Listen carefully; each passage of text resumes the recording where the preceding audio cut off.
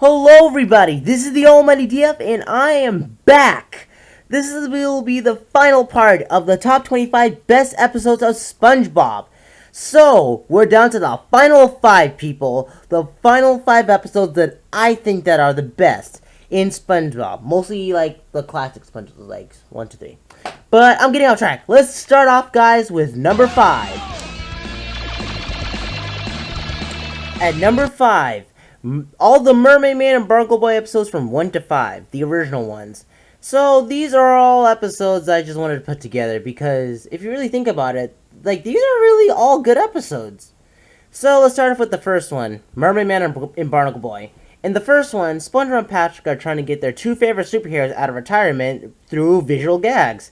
And the episode is funny. What I do like about the episode is that how they actually make fun of how Mermaidman and Barnacleboy are elderly. I'm not trying to say that in a bad way, but in a more comedic way. And like how Mermaidman overreacts like when someone says, "Evil!" That's my Mermaidman impression. In the second one, SpongeBob wins a contest and gets the con signal from the TV show, which irritates Mermaidman and Barnacleboy, so they actually give him a joyride and actually defeat the Dirty Bubble, one of their villains. This is another good episode, and this was the end of season 1, as well as the last episode to actually use traditional cells for their animation. And then we get to the third one, Mermaidman and Barnacleboy 3, where SpongeBob and Patrick house it for the duo and somehow come across the frozen man ray and actually try to teach them to be good. It was funny, and the best part about it was the tickle ray, or the tickle belts, or I think that's what it's called. But it was funny. It really got me dying on the floor. Then we got Mermaidman and Barnacleboy 4, where SpongeBob accidentally takes Mermaidman's utility belt and shrinks everybody in Bikini Bottom, and it got really wacky. And the funniest part about it was the ending. Second, does SpongeBob really didn't figure out that Plankton was small, and that if he actually came home, and turned out that Plankton came home and noticed that Bikini Bottom was small, that his dream came true? Then we get to the fifth one, where Barnacleboy was tired of being played as a sidekick or as the shadow of Mermaidman, and decides to be evil. So he joins Man Ray in the Dirty Bubble. So we get a lot of good stuff from it. It's like SpongeBob in the game become Avengers-style superheroes. We got the Quickster, the Elastic Waistband, Captain Magma, and Miss Appear. Yeah, I think that's her name. So they all become Avengers-style superheroes, and it was very funny. It was very funny, I gotta admit. And I put these all together because Mermaidman and Barnacleboy are some of the funniest characters on the show, and it's nice that they actually had all 5 episodes about them together.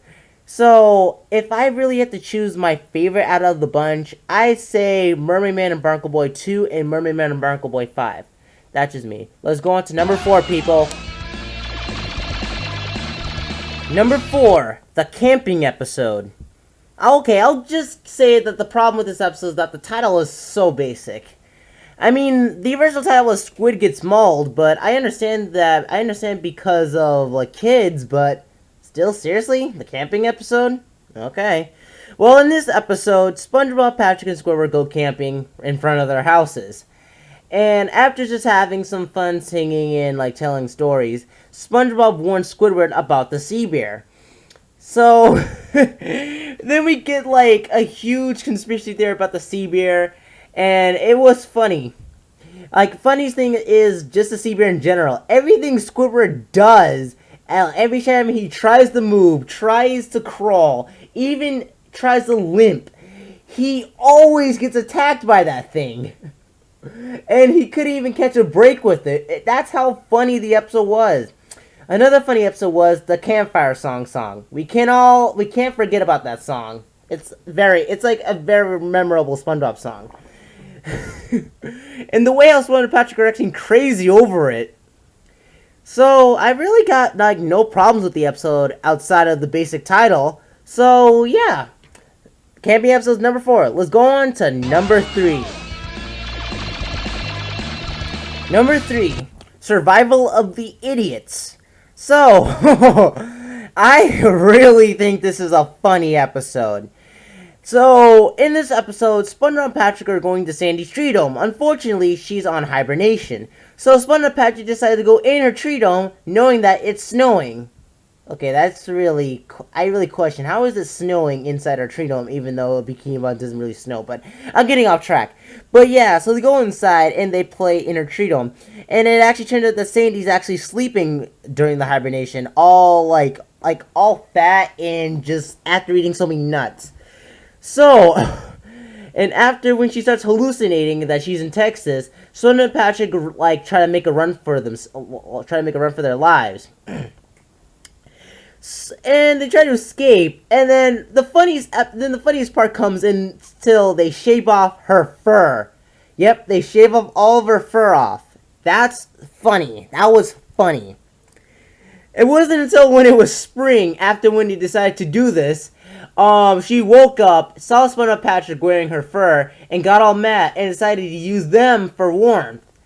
So, that's the whole episode. And why do I like the episode? Well, I just said it. All of the gags featuring Sandy, where she thinks that she's in Texas, and she mistakes SpongeBob for Dirty Dan and Pinhead Larry.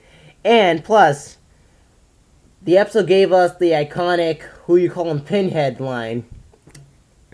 So, let's go on to number 2.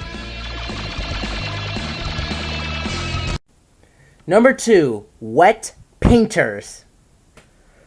Oh, this is, my opinion, the funniest episode of SpongeBob that I have seen.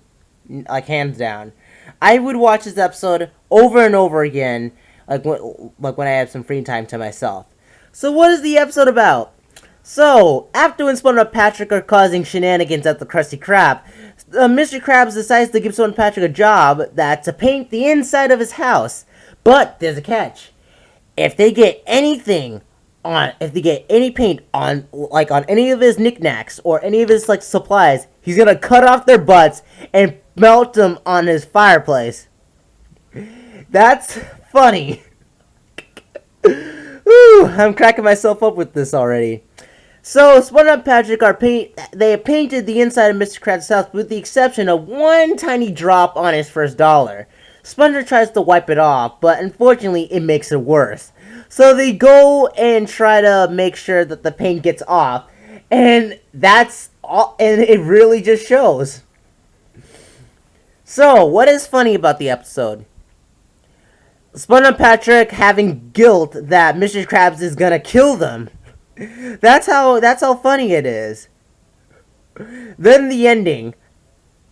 Okay, I gotta be honest. The ending at first, when I first saw it, I was like, fuck you, Mr. Krabs. Really, fuck you. And so that he actually kind of deserved it, because, in the end, he ruined SpongeBob Patrick's good paint job. So that's good. That's good for him, because he deserved that. So, let's go on to some honorable mentions, people, before we get on to the best episode of SpongeBob that I say. Idiot Box. Okay, I'm gonna get a lot of red flags here. I didn't put this episode on the list because while it did have very good jokes about boxes, I feel like if they could expand it on the joke that when SpongeBob and Patrick use their imaginations, it could have been awesome if they did reenact these scenes inside the box. It would have made it more funnier, as well as the ending just being boycotted. But it did give us something that we all did like. Imagination. The Bully. This is a more relatable episode, but I have some problems. First off, the jokes go on for the joke about SpongeBob about to get his butt kicked by Flats. It really loses its course. And second, is Flats just trying to beat up SpongeBob or kill him? Because there are some scenes in this episode where he tries to kill SpongeBob. I don't know, maybe it's me. I'm your biggest fanatic. This is a bonus entry since I forgot to put it on the list, but I'll just sum it up quickly. The episode's funny. It's similar to Bugs Bunny cartoons. I like how SpongeBob is not really like being tortured, and I like how I like Kevin. Like Kevin's like a jerk that deserves to be tortured, and he is funny. And plus, I'm gonna make some memes about him. So stay tuned for that. But without further ado, let's officially go on to number 1. And without a doubt, the number 1 best episode of SpongeBob is number 1, Bang Geeks. This is what defined it on how to make a very good episode for a very good show like SpongeBob. It is fantastic. The writing is great, the animation awesome, and the characters, like every character gets development in this episode. So what is the episode about? Squidward's rival Squilly and Fancy Son is coming to Bikini Bottom, and Squidward decides to impress him by saying that he has a band. So he gathers up the town of Bikini Bottom and makes them into one great band.